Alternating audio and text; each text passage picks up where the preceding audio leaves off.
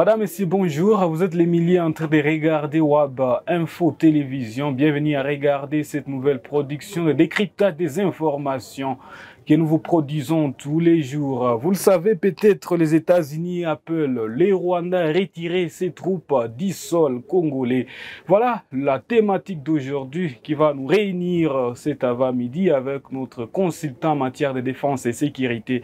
Lui, c'est monsieur Nikez Kibelbel. Bonjour et bonne arrivée. Merci, bonjour à vous aussi et bonjour à tous les téléspectateurs et internautes. Monsieur Nikez Kibelbel, encore une fois, merci d'avoir répondu présent à notre invitation. Pour la énième fois, les États-Unis demandent au Rwanda de retirer ses troupes en République démocratique du Congo, mais également les États-Unis avancent avec ces accords miniers avec Kinshasa. Je parle de la République démocratique du Congo. Quelle est d'abord l'analyse globale que vous portez à ce sujet? Oui, merci beaucoup. Effectivement, Massad, je pense c'est son nom, l'a répété et on demande au Rwanda de retirer ses troupes du sol congolais, comme vous l'avez souligné.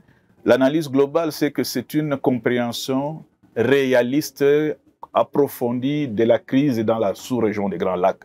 Cette compréhension, cette analyse montre que la crise n'est pas uniquement congolaise, que la crise, c'est une crise rwandaise transportée ou transbordée au Congo. Et que pour qu'il y ait la paix, il faut commencer par retirer les troupes rwandaises de la RDC. Ça, c'est la première des choses. La deuxième des choses, vous savez aussi que nous sommes dans une compétition économique où pratiquement deux superpuissances se battent, les États-Unis et la Chine. Depuis 2008, la RDC avait signé ce que nous avons appelé communément les contrats chinois avec la Chine, ou les 5 chantiers, si vous vous rappelez. Avec Joseph Kabila. Avec Joseph Kabila. Et après, ça a été renouvelé avec Félix Tshisekedi, ça a été corrigé. Donc la Chine occupe pratiquement, ou exploite pratiquement les 75% des minéraux rares, comme on dit, des matières premières rares en RDC, et des matières premières précieuses et des terres rares. Les Américains veulent récupérer leur place en RD Congo. Parce que vous vous rappelez que la première bombe mondiale est sortie des terres congolaises ou du sous-sol congolais. Hiroshima et Nagasaki. Exactement. Donc, les Américains veulent récupérer pour ne pas se voir damer les pions par les Chinois. C'est comme cela. Comme en Ukraine, ils demandent, ou si vous voulez, nous leur proposons, et ils ont accepté, la paix contre les minéraux. Donc, l'analyse globale, c'est celle-là. La tournée de M. Massad a permis d'appréhender, de comprendre les réalités et de prendre le problème sécuritaire, de le marier avec le problème économique pour faire un bon cocktail. Si on allait avec les premiers volets de ce sujet, M. Nikez, comment jugez-vous l'appel répété de Washington de demander toujours au Rwanda de retirer ses troupes? Ce n'est pas la première fois. Ce n'est pas la première fois, mais il faut d'abord considérer qu'aujourd'hui, Trump l'a dit, il ne veut plus de guerre. Pendant les 4 ans qu'il sera à la Maison-Blanche, il ne veut plus de guerre à travers la planète. Il cherche à résoudre le problème avec Russie et Ukraine. Il cherche aussi à résoudre le problème avec la RDC. C'est vrai, vous dites que ce n'est pas la première fois que les États-Unis demandent au Rwanda de se retirer, mais rappelez-vous, et Massad l'a rappelé ou répété, lorsque le Rwanda prend Walikale, avec vous ici, nous nous sommes posé des questions, comment du jour au lendemain, les militaires rwandais et la M23 avaient disparu de Walikale. Or, c'était sur ordre des États-Unis parce que l'entreprise minière ici, comment on appelle, Alphamine, est américaine. Et les États-Unis ont tapé du poing sur la table. Et effectivement, les militaires rwandais ont disparu comme ça du jour au lendemain de Walikale. Donc, la demande, elle est répétée parce que, si vous savez, les habitudes ont la peau dure. Quelqu'un qui est habitué à donner des ordres, pour faire une marche arrière, un rétro-répédalage n'est pas facile. Je vous rappelle que pendant presque 30 ans, aucun dirigeant du monde n'a dit du mal du président Kagame. Le premier, c'est Félix Antoine Tshisekedi. Donc aujourd'hui, il faut considérer que le président Kagame est en train de ruminer et que petit à petit, on lui tire les oreilles en disant « reculez, reculez, sortez du Congo ». Et ce n'est pas en un jour. Mais puisque les appels sont répétés, cela signifie que effectivement, ce sont des avertissements, ça va finir par des blâmes, parce qu'il y a déjà des sanctions qui ont été prises contre James Kabarebe. Donc, vous comprenez que c'est un processus, mais qui finira sûrement par voir le Rwanda s'exécuter.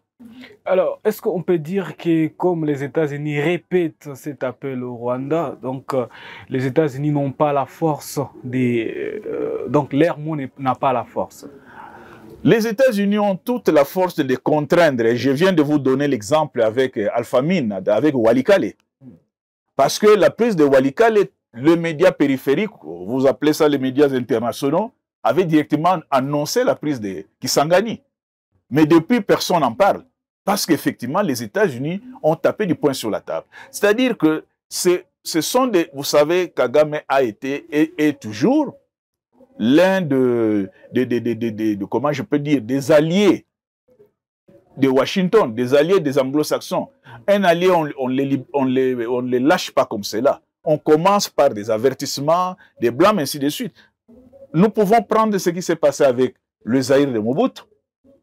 On a demandé, on a dépêché des envoyés spéciaux pour dire à Mobutu, arrêtez, vous devez partir, sinon, si vous franchissez la ligne rouge, nous n'allons plus vous soutenir. Et on a vécu ce qui s'est passé avec Mobutu. Donc, ce n'est pas que les États-Unis n'ont pas de contraintes, mais c'est la plus grande puissance mondiale. Mais les États-Unis n'arrivent pas quand même à faire sortir les troupes du Rwanda, bien sûr, de la RDC. Les États-Unis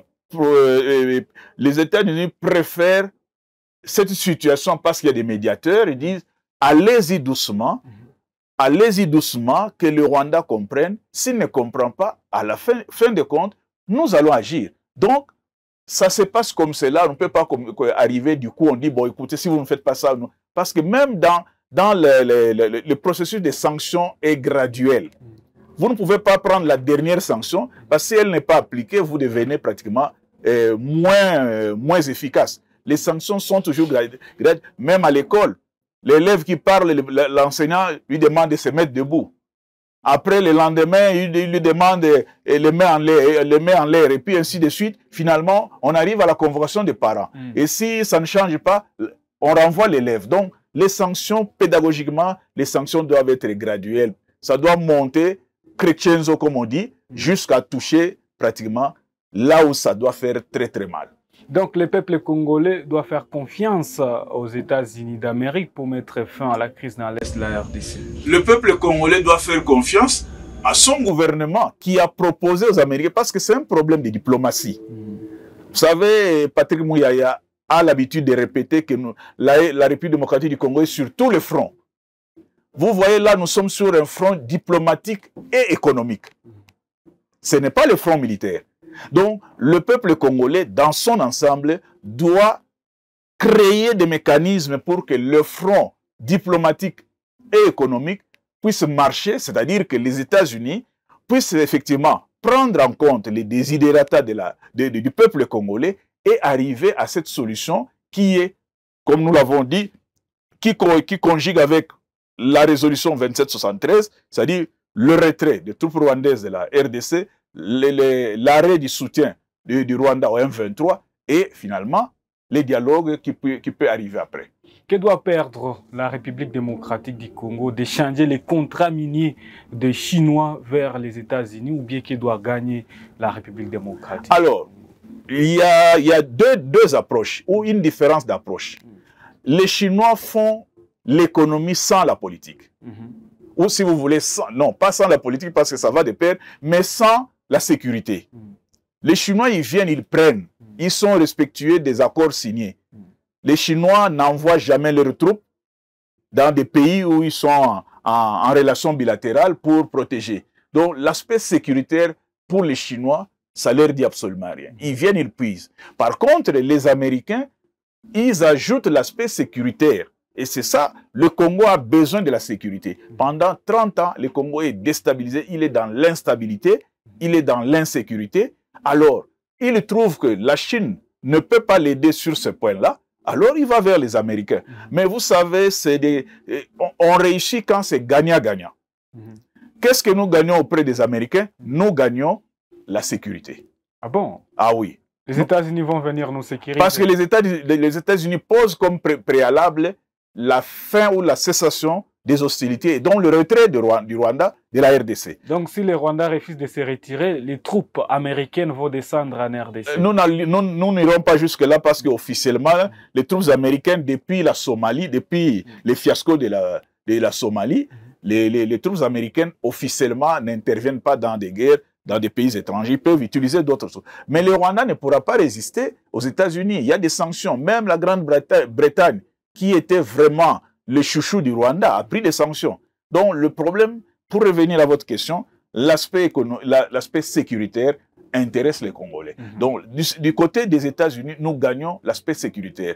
Du côté de la Chine, vous avez vu qu'il y a eu renégociation du contrat chinois, qui était évalué à presque 1 milliard sous Kabila et qui aujourd'hui est arrivé presque à 10 ou 11 milliards avec d'autres infrastructures à créer. Donc, il faut seulement jouer la bonne politique où nous avons des amis partout, nous avons des relations bilatérales et nous ne mettons pas l'un ou l'autre de nos amis en difficulté. Donc, c'est vraiment la diplomatie, la bonne diplomatie qui peut marcher. D'une manière pragmatique, M. Nikes, dites-nous comment est-ce que la RDC gagnera sur le plan sécuritaire des États-Unis d'Amérique?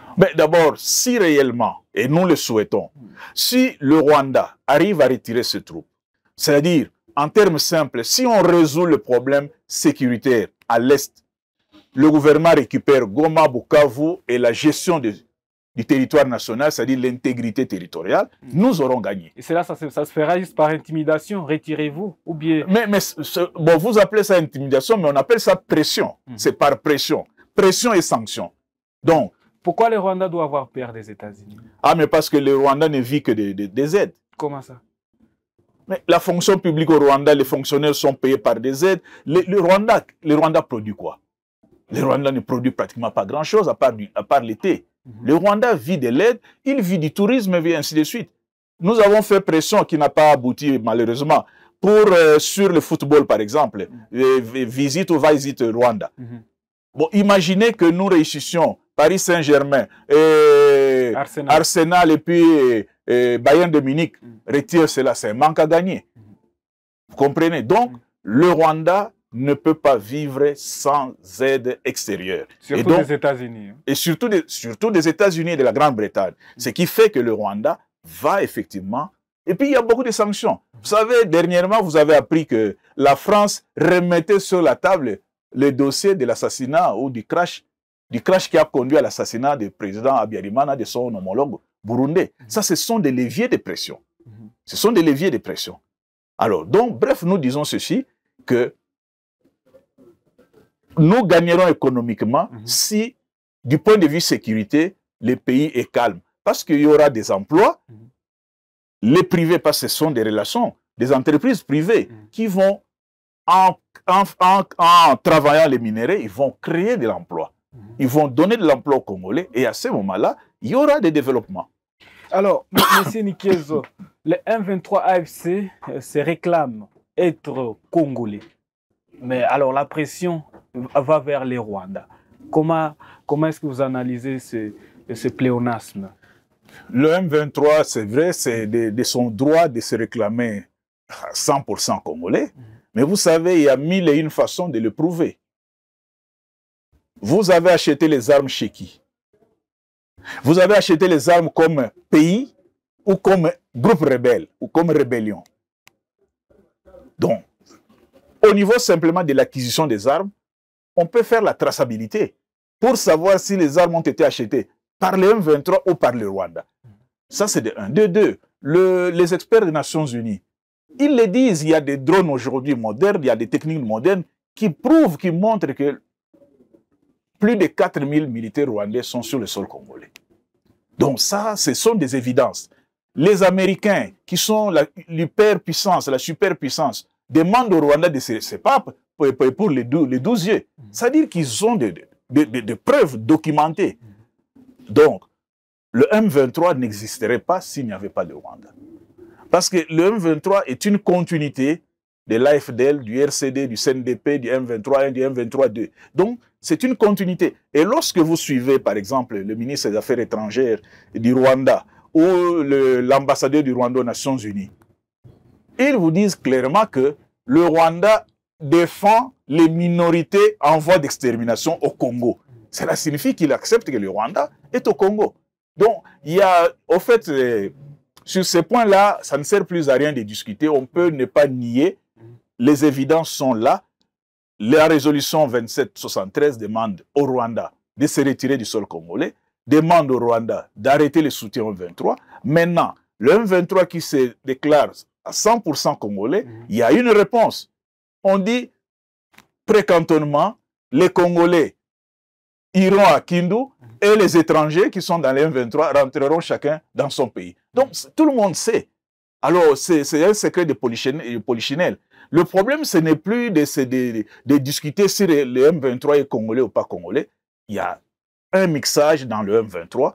Il y a des Congolais, ça, on ne peut pas les nier. Mais il y a aussi des Rwandais comme des Burundais et des Ougandais. Ça, c'est aussi une évidence. Mais que va-t-il se passer pour réellement les Rwandais qui ne reconnaissent pas quand même la présence des troupes sur les sols congolais? Ah, il y a la pression, les sanctions. Pression et sanctions, il n'y a pas deux choses. Et donc, ils seront sanctionnés. Ils seront sous pression, ils seront sanctionnés. Je vous donne ici les cas de Walikale.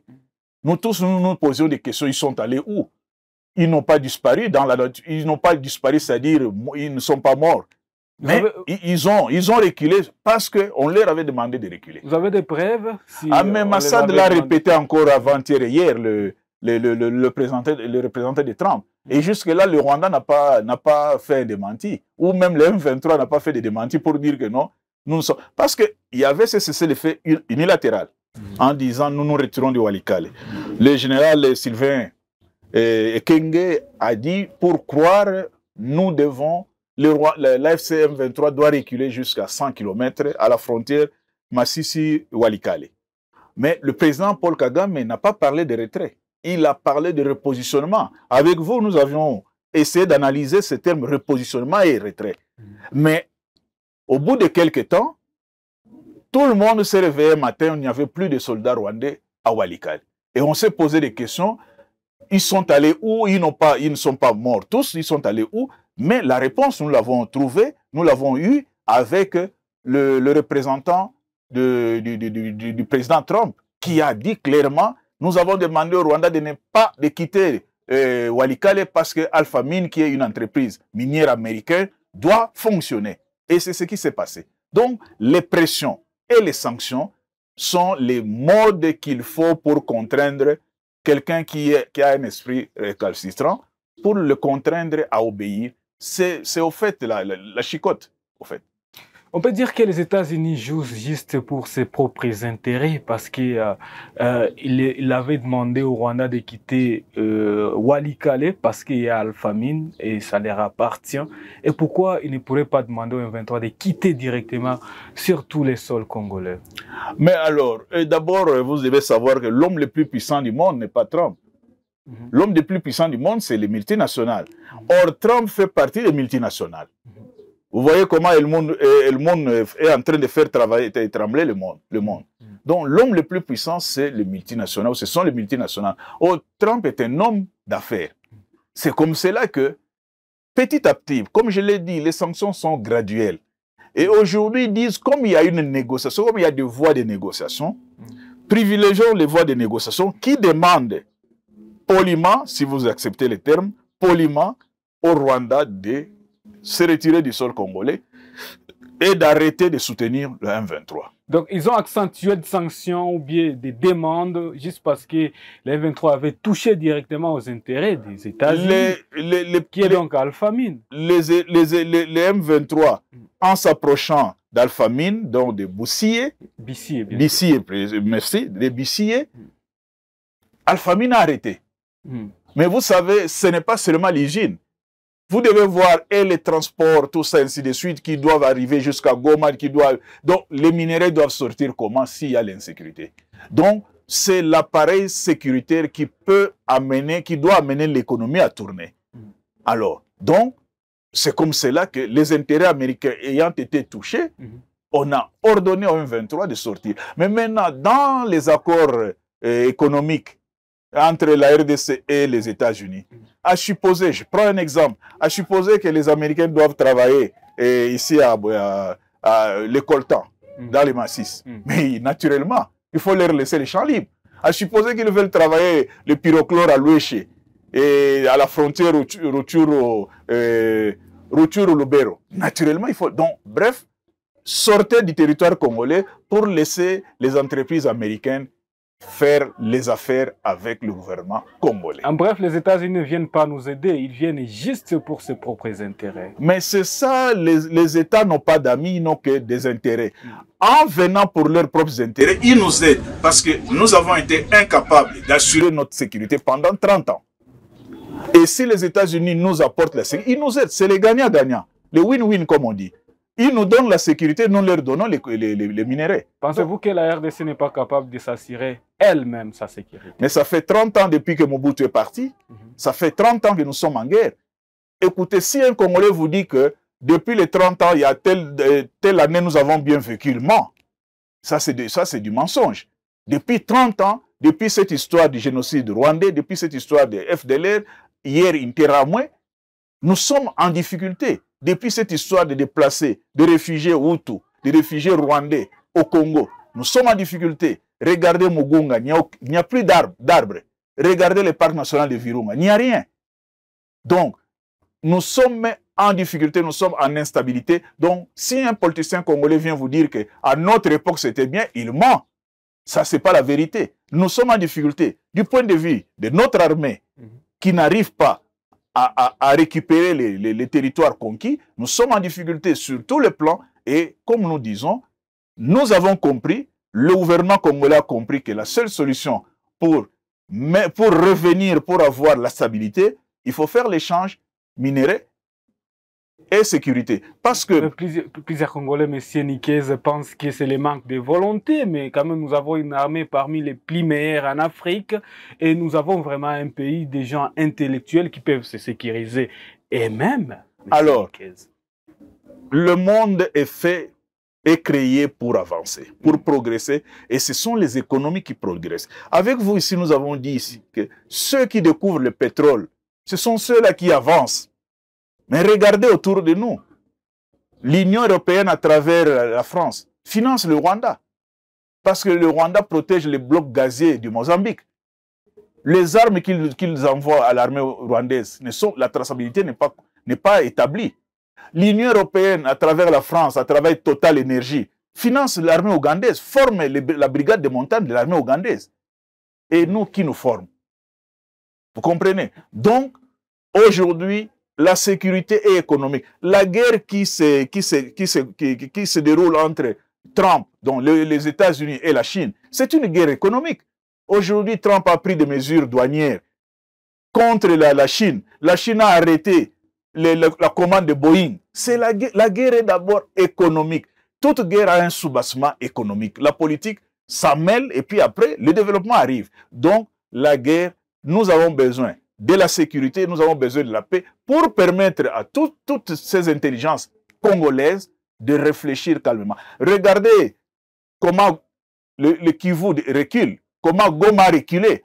Au bout simplement de 5 jours de combat, aucune banque, aucune institution financière, les services de l'État n'existent plus. Ça, c'est du recul. Or, Goma avançait avec fierté d'ailleurs. Aujourd'hui, passez dans tous les hôtels, vous trouvez qu'il n'y a pas de clients, il n'y a pas de touristes. C'est ça, il n'y a pas de développement. Quand vous n'avez pas un aéroport, comment vous allez vous développer?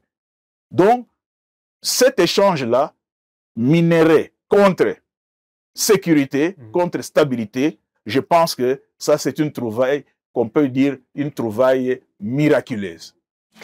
Voilà, merci beaucoup, Monsieur Nikez. Ça, c'est vos propres analyses. Mais plusieurs Congolais sont en train de penser que les Congolais peuvent se défendre eux-mêmes. Et d'ailleurs, le message est en train d'être envoyé partout sur les numéros RTL, que les Congolais doivent vraiment se mettre debout et se prendre en charge. Ce message a mention Gouv. Donc là, on est en train de parler du gouvernement peut-être. Le Congolais doivent se sentir fiers d'être Congolais et doivent se lever. Se lever signifie quoi? Soutenir l'armée. Et comme nous voyons des recrutements, soutenir l'armée, soutenir la nation, on voit des musiciens organiser des concerts. C'est ça, se lever, c'est ça être un homme, c'est ça défendre la nation. Mais au-delà de cela, il faut une aide. Il faut une aide quand ça ne marche pas et puis il n'y a aucun pays qui peut vivre sans aide. Au-delà de cela, lorsqu'il y a des failles, il faut une aide.